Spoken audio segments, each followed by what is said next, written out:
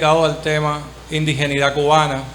Siempre hemos tenido, desde que comenzaron los coloquios, un momento para mirar, para atender el tema de la historia, de la presencia indígena en nuestro país, en el Caribe. Y es una presencia que también siempre ha estado en disputa, siempre está escamoteada, siempre está invisibilizada por muchas razones.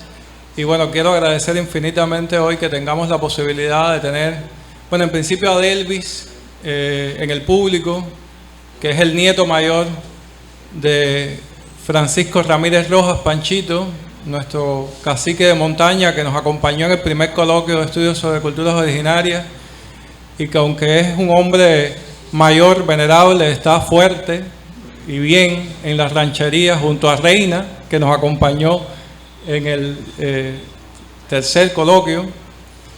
Y bueno, ya hoy aquí hay otra nueva generación. Está la de Delvis como nieto en el público, pero está Giovanni con nosotros, que es de la misma familia, es del mismo tronco. Su madre es familia de Reina.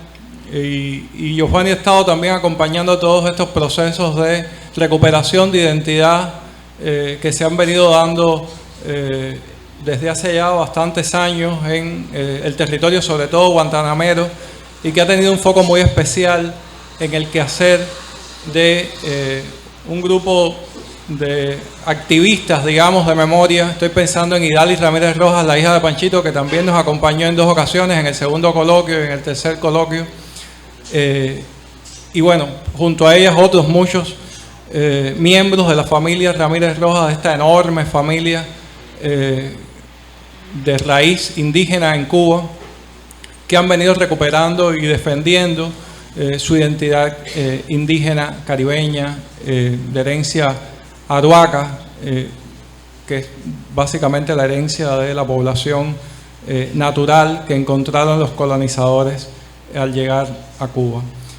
Para mí es muy importante este espacio que siempre hemos mantenido dentro del coloquio y que queremos seguir manteniendo, y es muy importante que lo estemos haciendo hoy, 12 de octubre, momentos en que conmemoramos esos procesos arduos y tenaces de resistencia indígena. Hablaba ayer el compañero de la comunidad del territorio Terra de Costa Rica y decía que ellos habían perdido la lengua y quedaban 2 hablantes. Pues bueno, en el Caribe ese proceso fue mucho más complejo, mucho más terrible.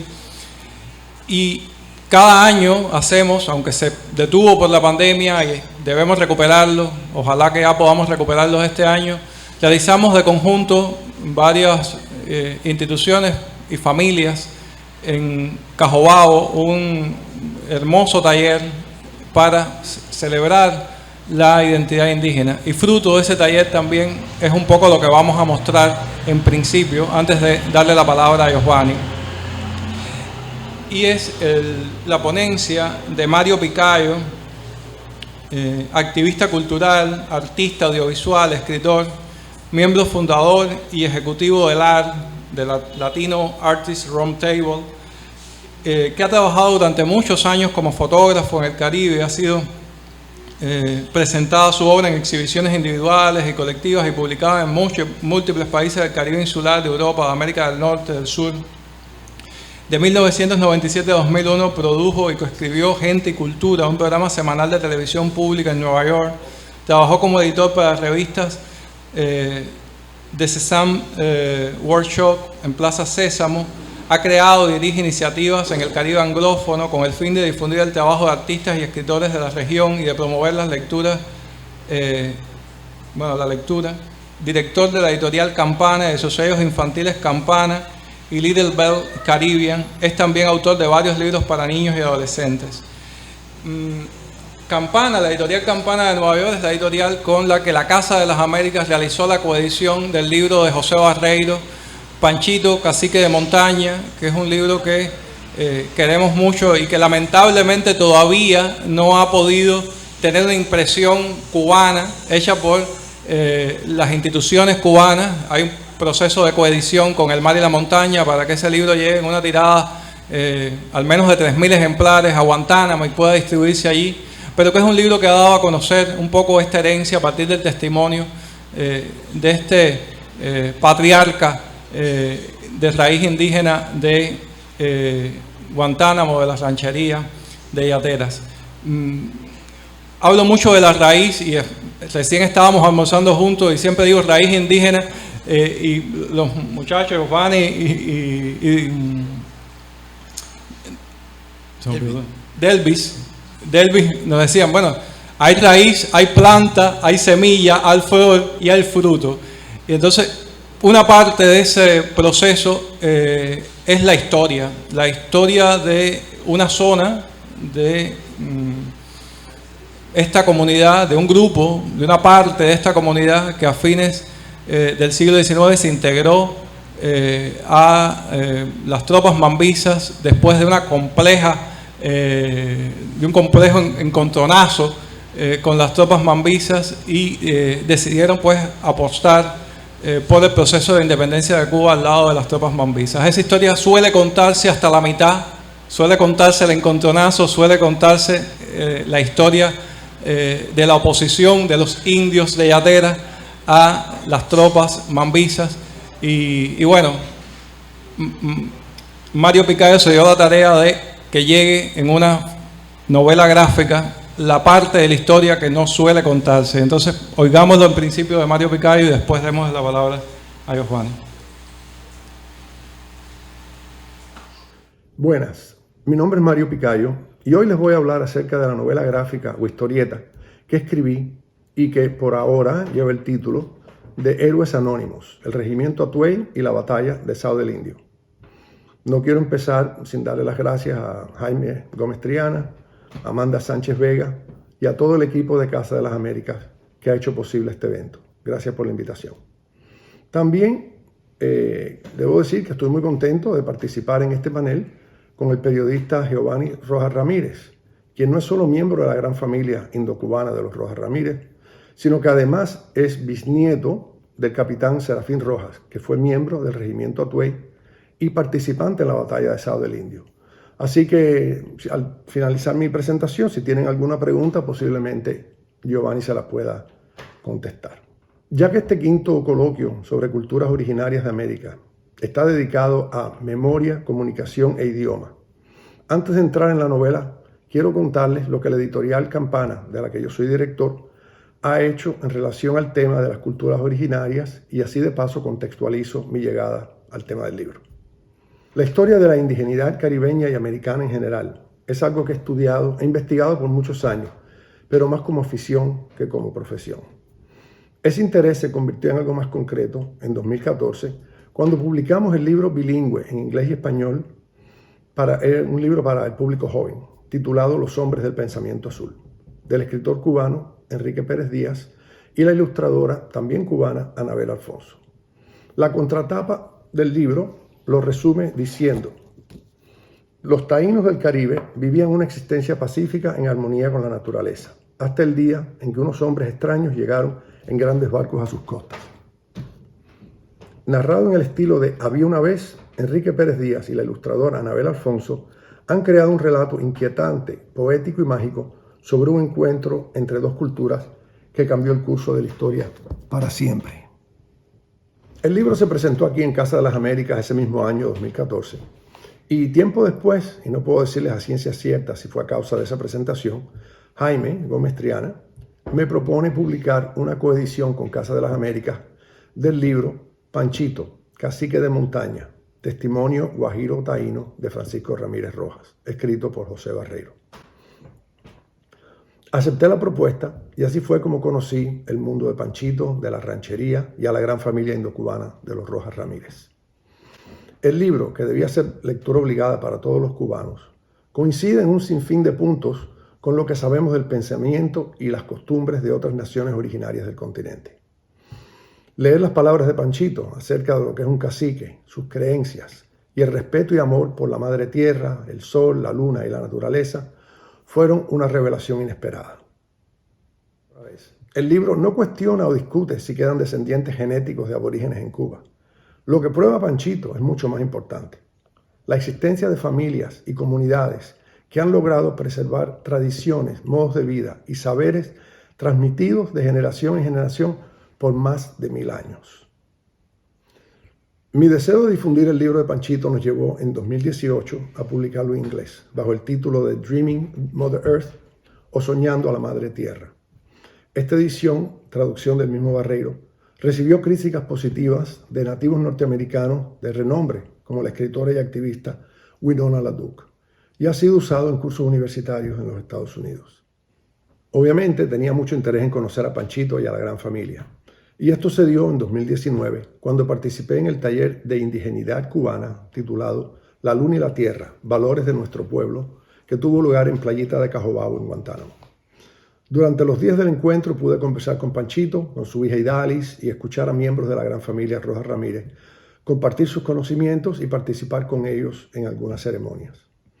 Entonces mi libro, este nuevo libro, es una continuación de esta relación con Barreiro, con la gran familia y con los investigadores e investigadoras que tanto han contribuido al tema de la indigeneidad cubana. Bueno, ahora vamos entonces al libro. Para los que no estén familiarizados con el tema del regimiento Atuey y de la batalla de São del Indio, les explico que el regimiento Atuey fue un regimiento constituido en gran parte por indocubanos de la zona de la actual provincia de Guantánamo, durante la llamada Guerra Necesaria de 1895. Y São del Indio fue una batalla que tuvo lugar el 31 de agosto de ese mismo año en el oriente de Cuba, entre tropas del Ejército Libertador, bajo el mando de los generales legendarios Antonio y José Maceo, y tropas españolas lideradas por el coronel asturiano Francisco Borjas Canella, sin S. Y lo especifico porque si buscan los trabajos publicados en Cuba después de 1940, o muchos de los que aparecen en internet hasta el día de hoy, acerca de la batalla de São del Indio, van a leer Canellas con S. Conozco la razón del error, pero el tiempo no me da para explicarlo. Entonces, la batalla se considera el bautizo de fuego del regimiento Atuey. Y gracias a esa victoria cubana, José Maceo se salvó de lo que parecía una muerte segura. Resulta que Maceo, José, sufría en aquellos momentos de una ciática doble y estaba acompañado por solo 30 hombres. Los españoles se enteraron de su condición y salieron en su búsqueda, con un número de soldados que fluctúa entre los 600, que es la cifra citada por la prensa y los textos españoles, hasta los 1200, que es la cifra más citada por las crónicas pro Ejército Libertador. También llevaban con ellos, los españoles, 1 o 2 cañones, dependiendo de a quién se lee. Nuestro lado dice que 2, aunque la conclusión no es unánime, y los españoles escriben que fue un solo cañón. Bueno, viéndose en tal situación, José le envía un mensaje urgente a su hermano Antonio, explicándole lo que estaba pasando, y este sale con sus tropas en una marcha nocturna de 35 kilómetros al rescate de su hermano. Tremenda historia. Ojalá tuviera el libro para enseñárselos, pero el ilustrador Ángel Velasco no ha terminado las ilustraciones, aunque tengo algunas páginas, sobre todo de la batalla y del principio del libro, que les voy a poder enseñar durante la charla.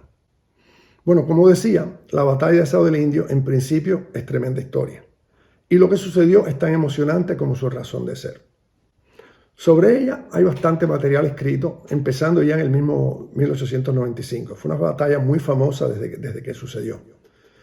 Acerca del regimiento Atuey se ha escrito mucho menos, siendo los estudios más importantes, en mi opinión, los del historiador de Guantánamo, José Sánchez Guerra. El trabajo de Sánchez Guerra me sirvió indiscutiblemente de inspiración, guía y referencia para crear las versiones ficcionalizadas de la mayoría de los personajes que viven en la novela. Y Sánchez Guerra fue también punto de partida para mi investigación acerca de la batalla de São del Indio. Así que invito a todos los interesados en estos temas a buscar sus trabajos. Entonces escogí el tema del regimiento Atuey y la batalla de São del Indio por parecerme una buena historia que contar, especialmente en el formato de novela gráfica, que es un formato de libro que gusta a lectores de todas las edades y en particular al lector joven. También me atrajo la idea de escribirla desde el punto de vista de los indocubanos mambises, participantes anónimos en esa y muchas más batallas, y a los que Sánchez Guerra ha rescatado del olvido, dándole su merecido protagonismo con nombre y apellido. Les puedo dar ejemplos tomados del libro de algunos de estos héroes anónimos. Posiblemente nada sea más conocido sobre la participación de indocubanos en las guerras de independencia que la muerte de general Flor Crombet en combate con un indio de Yateras al servicio del ejército español el 10 de abril de 1895. Lo que es menos conocido, por no decir desconocido, es que ese indio que mató a Flor Crombet se llamaba Guadalupe Ramírez Rojas, Rojitas, era como le decían, y era un adolescente de 17 años que un mes después, el 13 de mayo de 1895, arrepentido por lo que había hecho, se unió al regimiento Atuey y luchó por la libertad de Cuba hasta el fin de la guerra. Aquí ven su nombre registrado en el índice alfabético y de funciones del Ejército Libertador de la Guerra de Independencia, publicado en La Habana en 1901. Rojitas, por supuesto, aparece en la novela. Y así tengo muchísimos personajes. Les puedo dar el ejemplo también de Eusebio Leiva Salazar, otro joven que sacó a Antonio Maceo de peligro en la zona de Santa Catalina. Meses después, Leiva se reúne al regimiento Atuey y cuando se lo presentan a Maceo, este lo reconoce. Y agradecido por el favor, por la ayuda que le había dado, le regala un rifle que se cargaba por el lateral. Dicen que tan contento estaba Leiva con su rifle que a todo el mundo le contaba que se lo había regalado el general Maceo y que se cargaba por el lateral. Y eso le costó que por el resto de su vida se le conociera en la zona como el indio lateral. Su mamá, Petronila Salazar Rojas, fue mambisa y dicen que demostró tener muy buena puntería cuando le daban la oportunidad de pelear. Y así, muchísimos personajes interesantísimos. El gran cacique José Francisco Ramírez, que luchó con Maceo en el oriente, en el occidente, y murió en combate en 1896. La legendaria capitana Cristina Pérez y Pérez, que bueno, a ella le dedico varias páginas del libro porque su labor y su participación en esos días de principios de la contienda y de la lucha de esa tercera guerra son imprescindibles. Y tristemente a Cristina, después de terminar la guerra, con una mujer con un expediente extra impresionante, que arriesgó su vida por la causa independentista, la hirieron varias veces. A ella el general Miró Argenter le negó su pensión de capitana, indicando que no podía ser verdad que hubiera sido capitana siendo mujer. Sin embargo, aquí ven en el registro, en el índice, su registro, incluyendo su rango.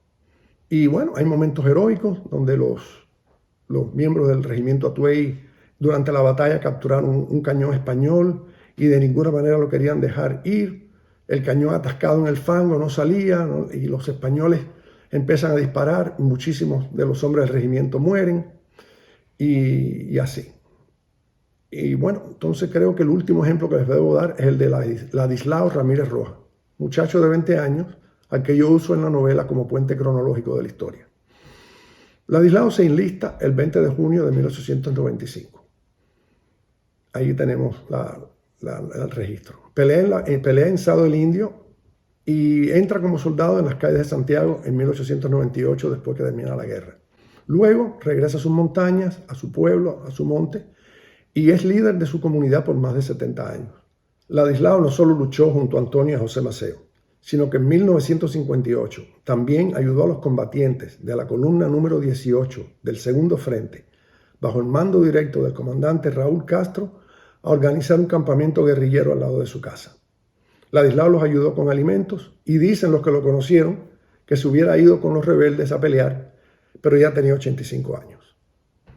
Después del triunfo de la revolución fue miliciano y tuvo una muchacha alfabetizadora en su casa, ayudando así a sus hijos, vecinos y amigos a aprender a leer y a escribir.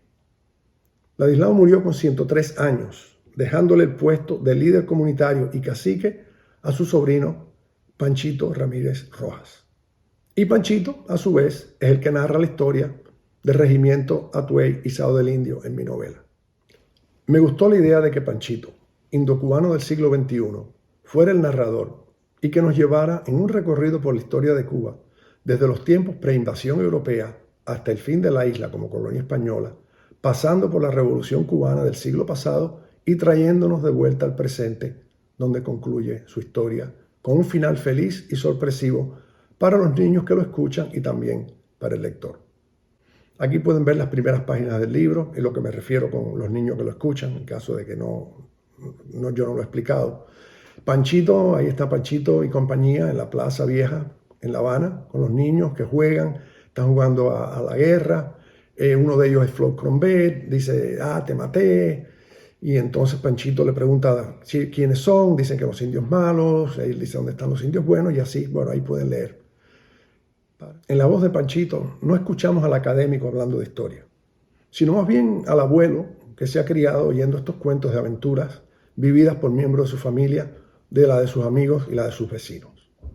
Entonces, quiero cerrar diciendo que esta manera de narrar hechos históricos, buscando acercamiento a los detalles cotidianos y sacando del anonimato a muchos de sus participantes, lo que se denomina microhistoria, es especialmente valiosa si se aplica a eventos donde protagonistas se han invisibilizado por razones de raza, género, clase social y demás. La presencia indocubana en nuestra historiografía, al igual que la indígena en general en la historia del Caribe, requiere este tipo de trabajo de investigación y de rescate. También tenemos que asegurarnos de que una vez escritos los textos, no permitamos que se queden en la academia o como lectura solo para interesados en la historia y en las ciencias sociales.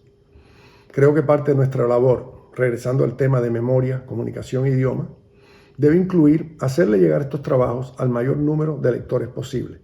Y esto debe incluir al público joven, tanto a niños como a adolescentes. En su libro Los Indoamericanos en Cuba, Estudios abiertos al presente, el coordinador de esta excelente obra, Felipe de Jesús Pérez Cruz, nos dice en la página 25: a 3 lustros del inicio del siglo XXI, ni la educación escolarizada ni la que se ofrece por los medios masivos y los proyectos culturales en Cuba han logrado reincorporar al universo visual contemporáneo la imagen de los aborígenes caribeños. Es por eso que considero que la novela gráfica es una excelente manera de ayudar a la labor de reincorporación del aborigen al universo visual cubano. Yo espero que esta novela gráfica inspire a otros escritores, no solo a usar el formato, sino también a investigar y a buscar microhistorias dentro de la historia grande. Narraciones íntimas y complejas que nos ayuden a todos y a todas a armar no solo una historiografía más completa, sino también a crear una memoria y un imaginario colectivo más claro, más honesto y más justo. Muchas gracias.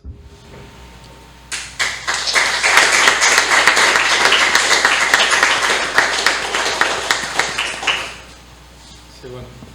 Muchas gracias a Marito, que sé que le hubiera encantado estar aquí hoy es su cumpleaños. Y bueno, le cogió el cumpleaños grabando ese video que llegó hace unas horas. Y bueno, le agradezco infinitamente que haya tenido tiempo para hacer este adelanto.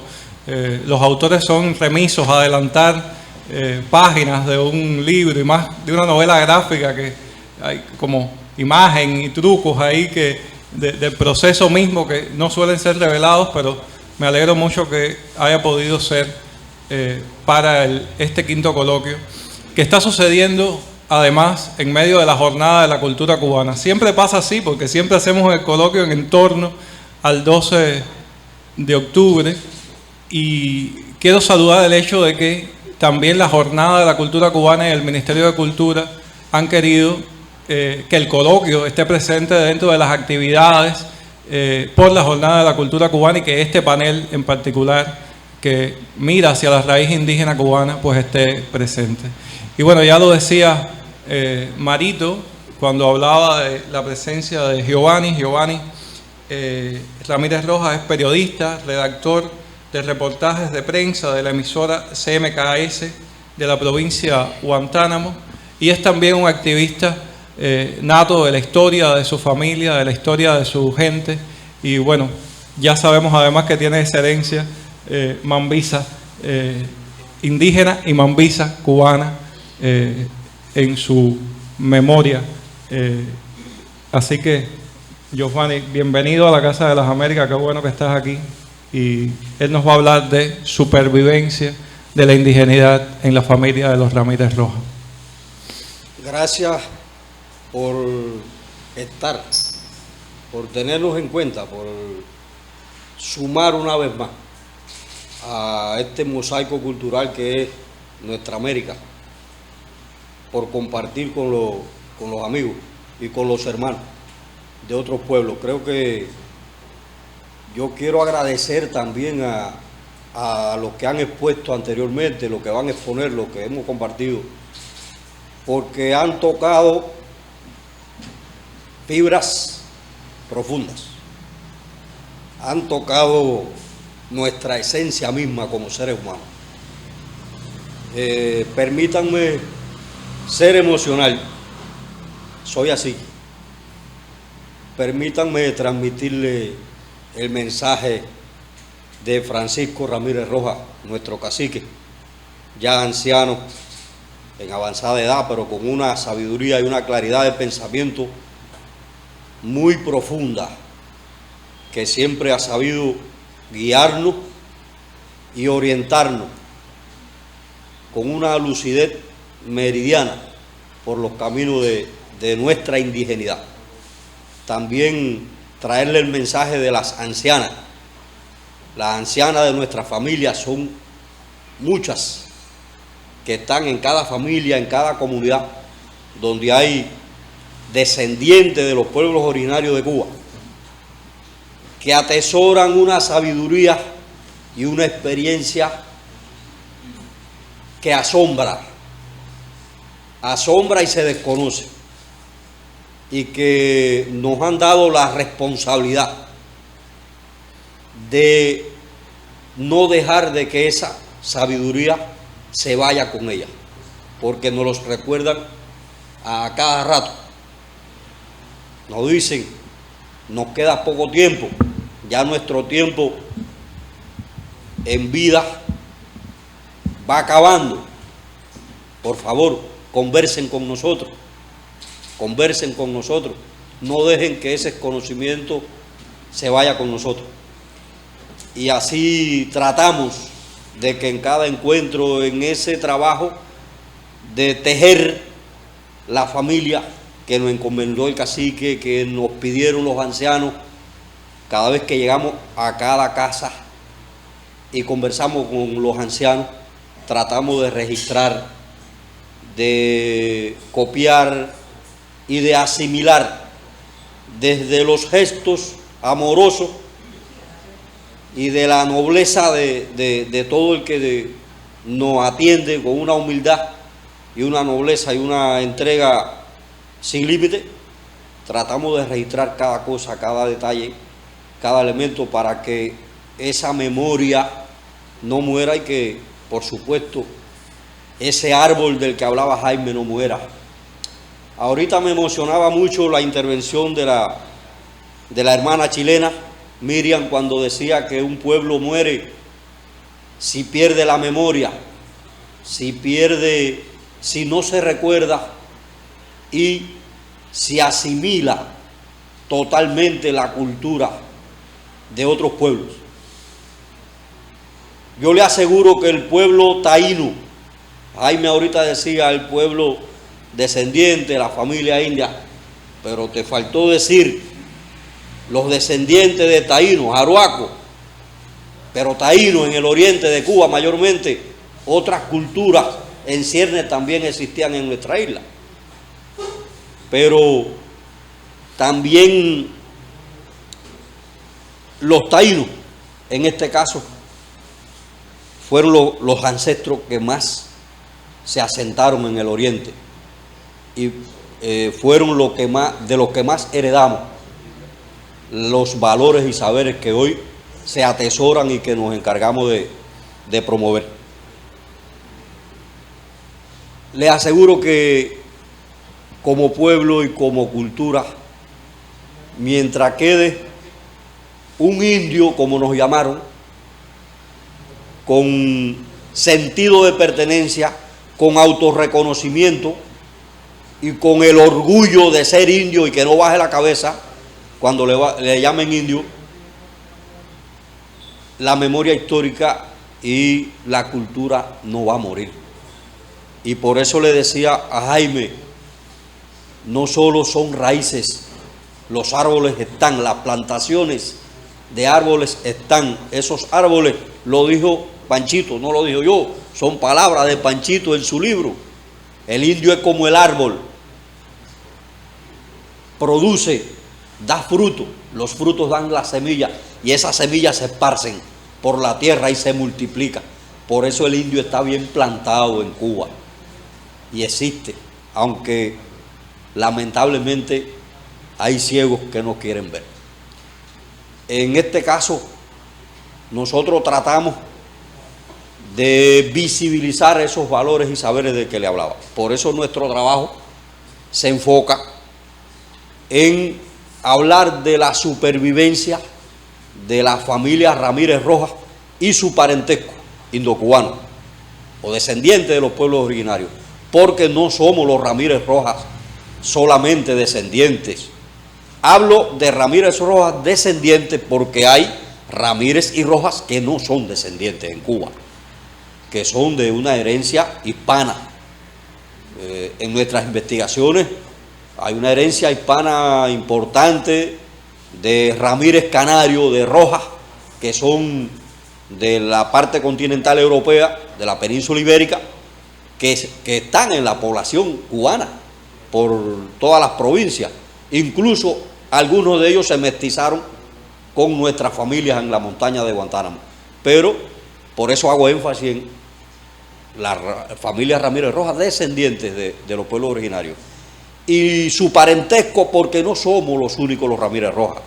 Existen otros apellidos, otras familias que también, al ser bautizados con nombres y apellidos castellanos por los encomenderos o por los frailes, por los clérigos que realizaron bautizos masivos en la zona donde radicaban las familias que sobrevivieron al genocidio que fue la conquista y la colonización en sus primeras décadas, asumimos esos apellidos y llevamos esos apellidos, pero son múltiples los apellidos y están diseminados por todas las islas. Lamentablemente todavía no hemos podido llegar a todos como quisiéramos. Vamos poco a poco, tocando la puerta y llegando a las familias, pero estamos ahí. Por eso partimos de la familia Ramírez Rojas con un origen y un peregrinar por las montañas de Oriente y Guantánamo y un éxodo por todas las islas. Le propongo utilizar la presentación del trabajo. Por eso hablamos de supervivencia de la familia Ramírez Rojas. Fue precisamente en el Caney de Santiago de Cuba, en la reserva aprobada por el gobierno colonial español, luego de concluida y dada por terminada el periodo de la encomienda que se estableció en los primeros años de la colonización, cuando por Real Cédula se aprobó la reserva indígena de San Luis de los Caneyes en Santiago de Cuba, donde se le asignaron a los indios que fueron presos durante la resistencia que llevó a cabo el cacique Guamá, los indios que quedaban en las encomiendas y otros que estaban dispersos por el monte fueron reconcentrados en la reserva de San Luis de los Caneyes. Allí se le asignaron más de 400 caballerías de tierras, tierras feraces, tierras vírgenes, tierras muy fértiles. Y allí desarrollaban su vida natural, aunque no en la libertad que desearon y que querían.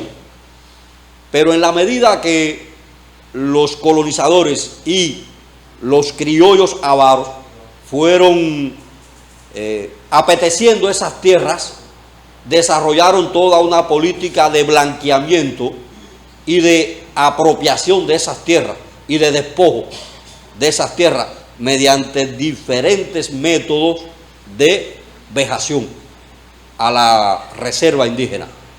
Son documentadas por los historiadores de Santiago de Cuba, Olga Portuondo, María Nelsa Trincado y otros en la actualidad, las constantes revueltas y batallas campales, sublevaciones de la reserva de San Luis de los Caneyes, de los indios de San Luis de los Caneyes, que se unían a los indios que trabajaban en las minas de cobre, y están registradas, están documentadas y demostradas. Por tanto, la extinción que se declaró posteriormente tiene sus raíces en un proceso que fue paulatino, consecutivo y muy intencionado por la corona española y por la oligarquía de Santiago de Cuba. En ese peregrinar, en este mapa, que de aquí no percibo mucho, pero creo que se ve en la presentación, el punto de partida más abajo en las costas, cercana a la ciudad de Santiago de Cuba, es la reserva de San Luis de los Caneyes, el punto verde más grande, reserva de San Luis de los Caneyes. Desde ese punto siempre tuvimos, por tradición oral de nuestros abuelos, de que los indios que habitaron y habitan Yateras, como se conocía y todavía es el municipio de Yatera, pero anteriormente era el partido de Yatera, que tenía su comunidad céntrica en la comunidad de Jamaica, en la provincia de Guantánamo. Pero los indios de Yatera, conocidos históricamente así, tienen su origen, o por lo menos una de sus matrices está en la reserva de San Luis de los Caneyes. Siempre los abuelos nos decían, no, nosotros vinimos del Caney. Nosotros vinimos del Caney, nuestros abuelos, nuestros ancestros vinieron del Caney. Nosotros en nuestro trabajo tratamos de seguir esa ruta que siguieron nuestros ancestros, que siguieron obligados por los vejámenes que sufrieron y por los despojos de la reserva, porque bien pudieron tener una vida en comunión y en armonía con una población exigua, en verdad, porque era exigua después del genocidio que fue y que conocemos. Esta parte un poco que se trabaja en la historia de Cuba, esta parte de la lucha y de la resistencia indígena en la reserva de San Luis de los Caneyes, está por conocer. Pero sí está escrita, los historiadores sí han profundizado y sí se debe divulgar. Ese peregrinar duró siglos, no duró 2 días. El primer poblado que se reconoce en la Manigua, en la selva del Valle de Guantánamo, despoblada totalmente, y de las montañas de Guantánamo, despoblada, y aparte de Baracoa, se llama San Anselmo de los Tiguaos, y se funda en 1688. San Anselmo de los Tiguaos surge como un poblado de indios, y se reconoce en los registros de la fundación de la primera iglesia que se funda en ese año, que en torno a la iglesia todas las viviendas o todo el poblado eran viviendas, eran chozas de guano, de yagua y de los materiales naturales de La Palma, pero eran habitadas por indios venidos del Caney. En nuestra investigación y en el peregrinar pudimos seguir la ruta desde el Caney. Para pasar a Guantánamo hay que hacer proezas escalando las montañas de la Gran Piedra, la cordillera de la Gran Piedra, atravesando la cordillera de la Gran Piedra, a través de otras comunidades que se llaman Zacateca en la actualidad, Ramón de las Yaguas, que está en la cima, en la cumbre de esa cordillera de la Gran Piedra. Luego ya en el valle, iniciando el valle de Guantánamo, hay otra comunidad que se llama Hierba de Guinea. En la comunidad de Ramón de las Yaguas y en Zacateca, porque voy a aclararle, en el camino, en la ruta hacia las montañas de Yatera, se fueron quedando familias, se fueron asentando familias que fueron haciendo vida y dejando huellas. Ahí están esas familias todavía, con su herencia indígena, ahí están. Ahí están los Riveras de las montañas de allí de Zacateca. Le decía que en Ramón de las Yaguas también existen familias con una herencia taína, india. Ahí están, se quedaron algunas, hicieron familia, otros se disgregaron en esa zona.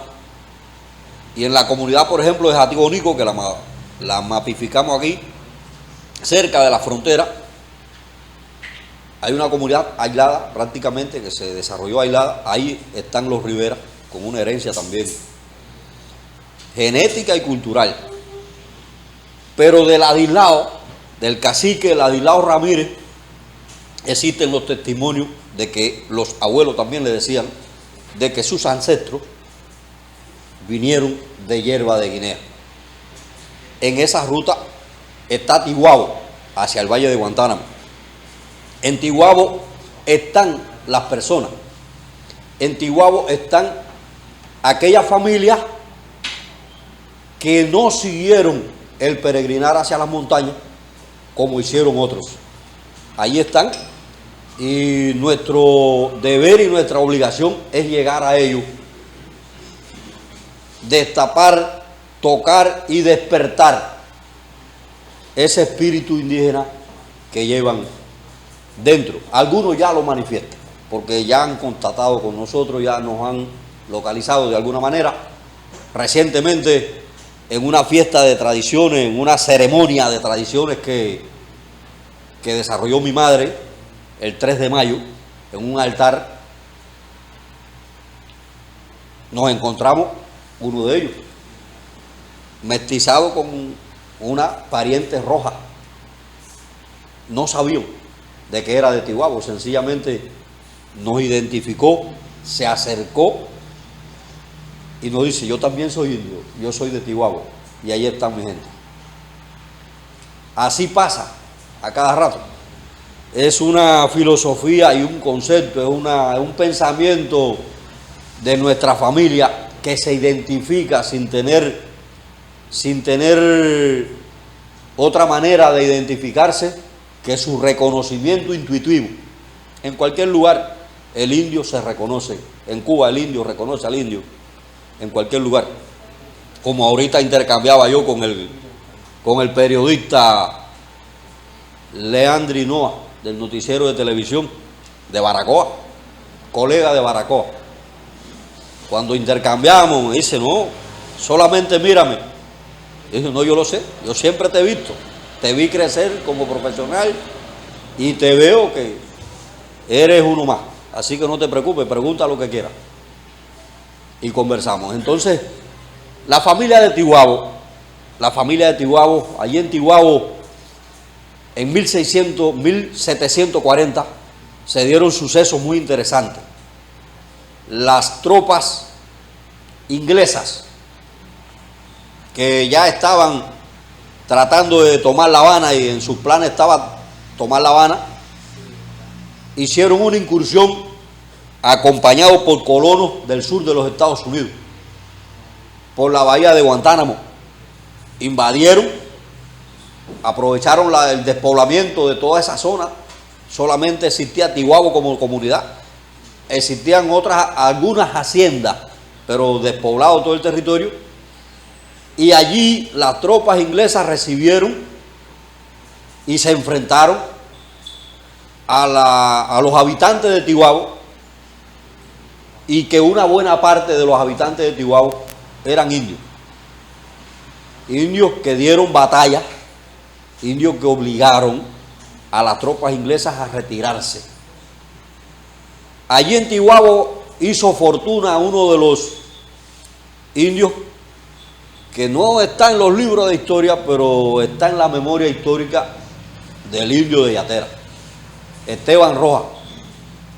A Esteban Rojas, indio que no tengo la certeza de que fuera mestizo, pero pudo serlo. Se hizo de conocimiento, aprendió y sacó provecho de su conocimiento, hizo fortuna.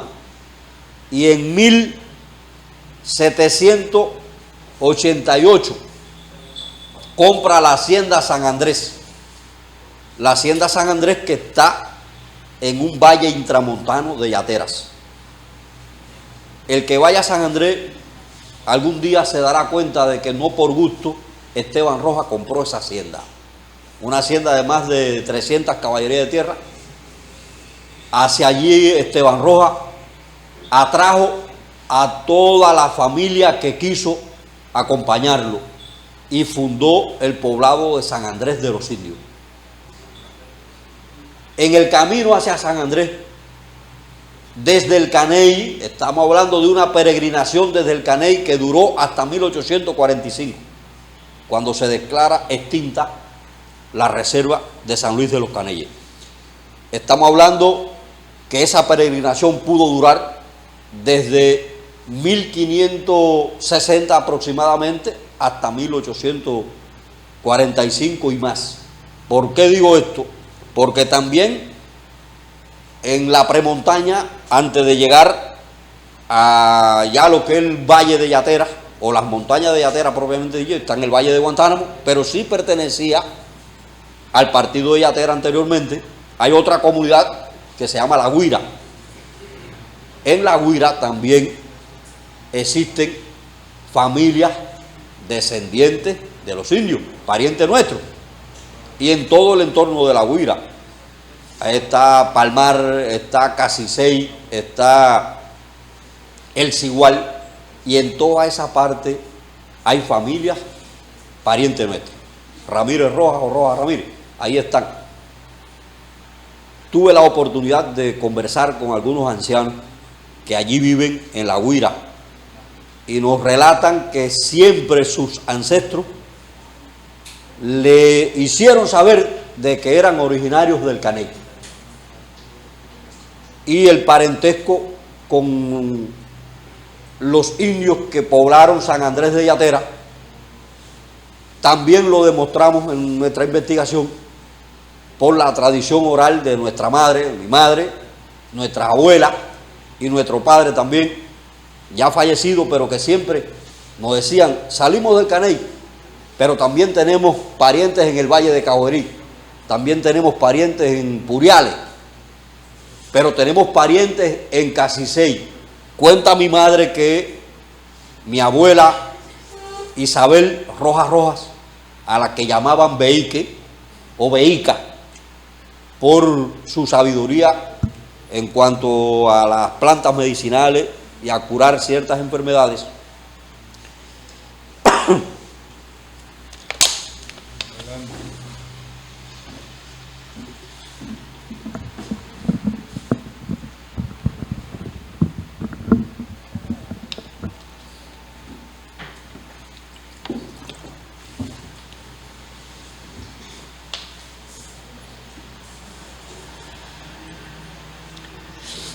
el Guajiro no es fácil. Ese fue el resfriado que cogí en la guagua. Me cogió el aire acondicionado, estoy acostumbrado. El mío es acondisoplado o natural, allá en la montaña. Allá no hace falta aire acondicionado, ni ventiladores, no hay mosquitos. Por eso el cacique Panchito dice: de aquí no me voy, que se vaya todo el que quiera. Aquí yo soy feliz, en la montaña se vive feliz. Le decía que La Guira tiene una también relación importante con San Andrés de Yatera, y se comunicaban, era Yatera todo, y los parientes se visitaban uno a otro. Mi abuela Isabel visitaba a los parientes que tenían en Casisey y en La Guira. Mi madre siempre supo eso porque convivió mucho tiempo con mi abuela, la cuidó mucho ya en sus años finales. Pero así llegan los indios al corazón de las montañas de Yatera, ahí a San Andrés. Se reconoce en la historiografía como la primera comunidad o la comunidad más importante de descendientes de indios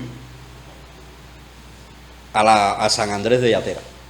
A ver, San Andrés de Yatera hoy, en San Andrés de Yatera hoy, apenas quedan descendientes de nuestros ancestros, porque se diseminaron por todas las montañas de Yatera. Están hacia la Escondida, en la ranchería. El núcleo principal fue San Andrés, pero de ahí entonces hacia la ranchería, hacia la Caridad de los Indios, un poco más al sureste, la ranchería El Pinal, y más adentro, selva adentro, hacia la orilla del Toa, del río Toa, buscando Baracoa. específicamente ya a la orilla del Toa, en Bernardo de Yatera, donde nací yo. Afortunadamente, en un hospital que hizo la revolución en la década del 60, ahí nací yo en el 68.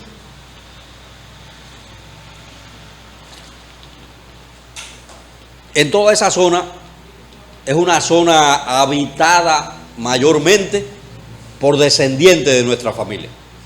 Existen otras familias, existieron, emigraron mucha gente.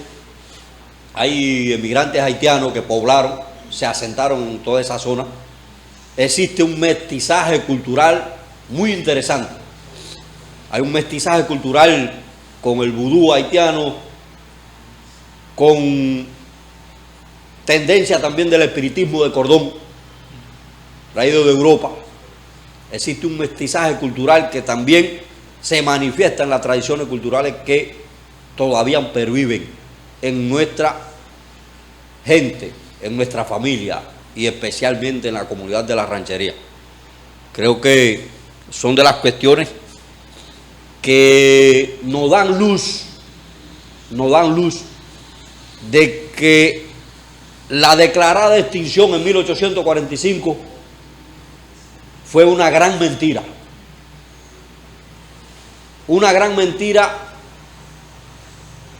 intencionada y manipulada a lo largo de siglos por el gobierno colonial español. Es muy lamentable que en lo sucesivo se haya cometido el error por historiadores, por científicos sociales, de repetir lo que dejó sentado el colonialismo español y no tener en cuenta investigaciones que realizaron etnólogos, arqueólogos,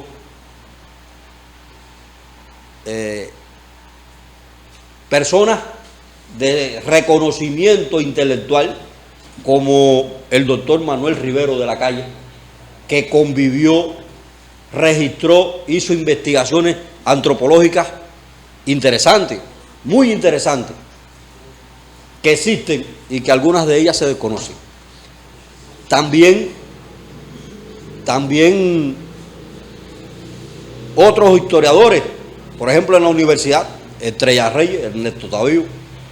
Afortunadamente estudié licenciatura en marxismo, leninismo e historia en el Pedagógico de Santiago de Cuba.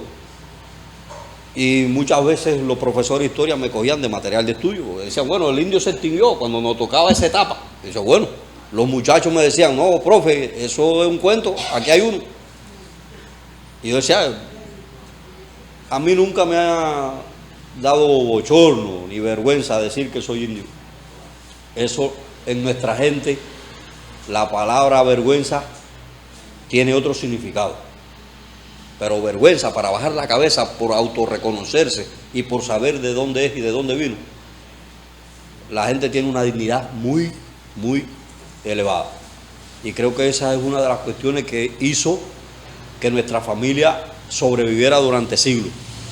¿Cómo sobrevivió la familia? Las investigaciones históricas pueden dar fe de ello. En la historiografía se repite que el mestizaje con nuestros hermanos africanos, que el mestizaje con nuestros hermanos españoles inmigrantes en los campos, pudo también ir absorbiendo nuestra cultura y pudo ir absorbiendo, pudo ir asimilando y nuestra cultura pudo irse diluyendo, que solo quedan reminiscencias, vestigios, y que nuestra herencia étnica no es significativa ni fue significativa para la formación de la identidad cubana. Eso creo que a estas alturas hay que darle una mirada, otra mirada, otro matiz, porque por lo menos yo a mis hijos y a mis nietos no puedo decirle eso. Y eso está en los libros Eso está en los libros, lamentablemente está ahí, en el libro de historia de Cuba que se utiliza para enseñarle a los muchachos que van a enfrentar una prueba de ingreso a la educación superior. Está así, lo pueden leer. Entonces, son las cositas que nosotros podemos, de cierta manera, cuestionar. No atribuimos ese error a otra cosa que a veces a la pereza de hacer una historia, de hacer unas investigaciones sin ir y convivir donde están las fuentes primarias, que es en las comunidades, que es en los lugares. Creo que eso debemos de irlo perfeccionando. Por ejemplo, nos encontramos ancianos como Hilario Rivera Mendoza. Allí tiene su familia en la zona de Ramón de las Yaguas, se asentaron sus abuelos, pero los hermanos de Hilario están hoy en la ciudad de Santiago de Cuba. Viven varios en la ciudad de Santiago de Cuba, en el barrio Chicharrón. Y Hilario vive en Guantánamo, en la ciudad de Guantánamo. Puede pasar la otra. Esta es virgen, habitante que ya no vive en Tiguabo, pero sus ancestros vivieron en Tiguabo de por vida. Virgen nos narra con orgullo y nos dice que el primer comonauta latinoamericano, Arnaldo Tamayo Méndez, tiene raíces también indígenas. Recientemente, en un reporte periodístico, refirieron sus raíces africanas. Pero bueno, esta pariente de Arnaldo Tamayo Méndez nos dice que puede tener también raíces indígenas. Y así pasa. Esta es Concepción Rojas Pérez, en La Huira, una anciana de más de 80 años. Es nieta de Mambises, Rojas Brines, reconocido ahí en La Huira, vive en La Huira. Esa tiene una casa en la ciudad, pero ella prefiere La Huira y prefiere vivir allí atendiendo animales, regando las plantas, cultivando verduras. Esa es la vida que prefiere. Esto es ya San Andrés, la familia de San Andrés, que todavía están allí.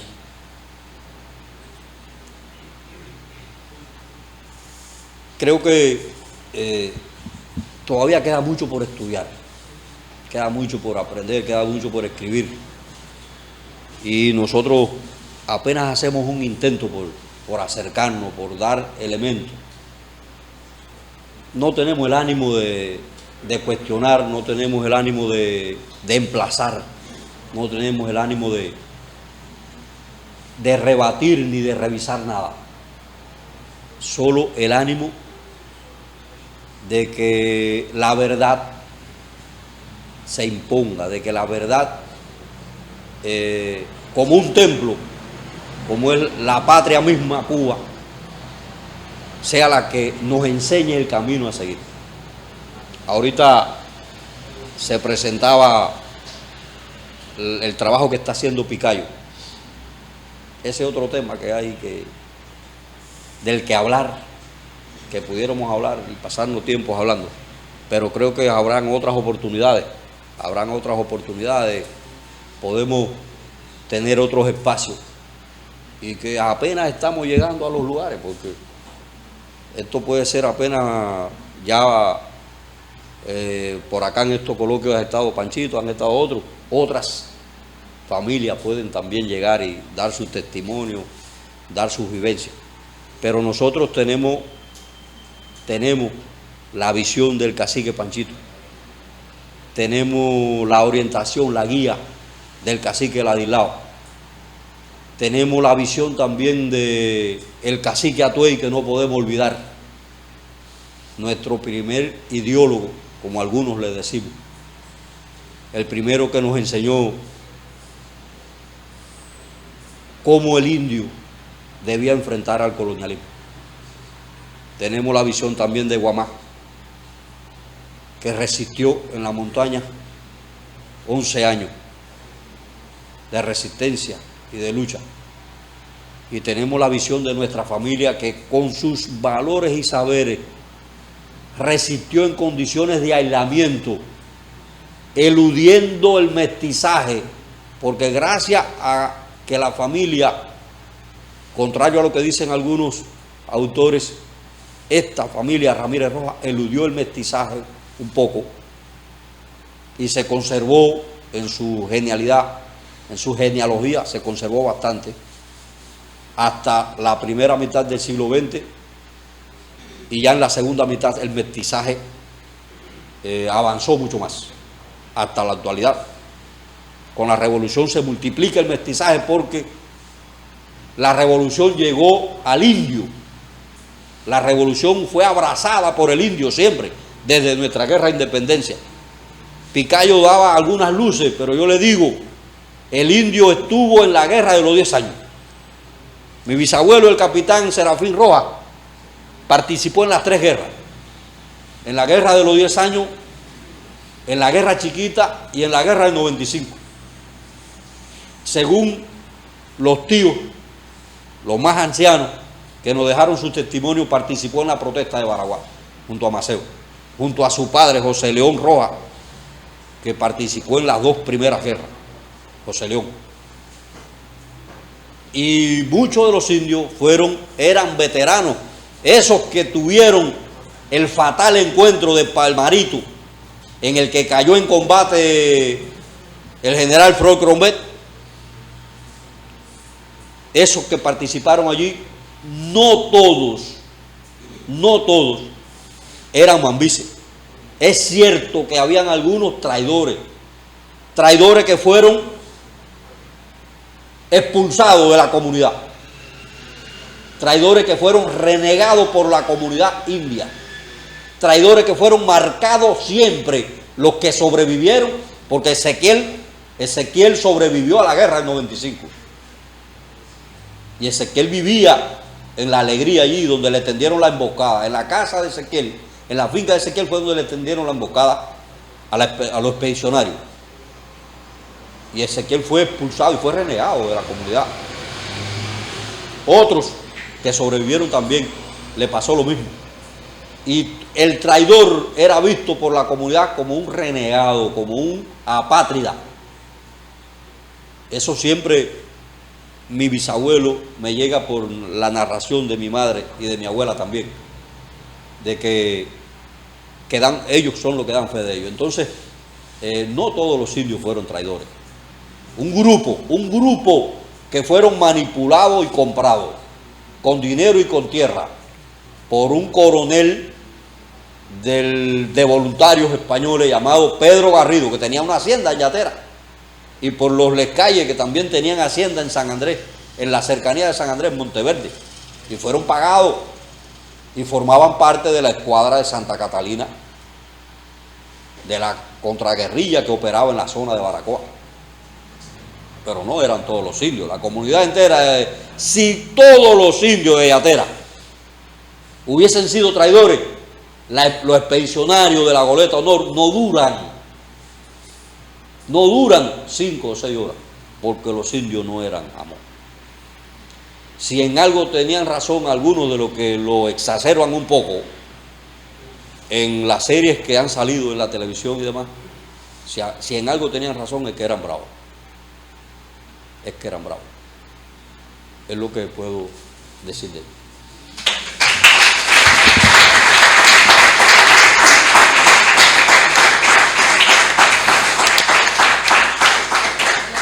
Bueno, muchas gracias a Giovanni. No sé si hay alguna pregunta, aprovechen ahora.